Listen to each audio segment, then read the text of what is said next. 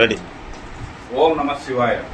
శ్రీ మహారాజశ్రీ గౌరవనీయుల అనంతపురం జిల్లా అధికారులకు మరియు విలేకరులకు తెలపమేమనగా, అనంతపురం మొదటి రోడ్డు కాశీ విశ్వేశ్వర కోదండరామాలయం నందు 28/9/25 నూతన పాలక మండలి ప్రమాణ స్వీకారం చేయడం జరిగింది. ఇందులో కమిటీ చైర్మన్లను మరియు కమిటీ సభ్యులను ఎన్నుకోవడం జరిగింది. ఇందులో బీజేపీ పార్టీకి చెందిన శ్రీమతి బి అనంతకుమారి కమిటీ సభ్యులుగా ఉన్నారు.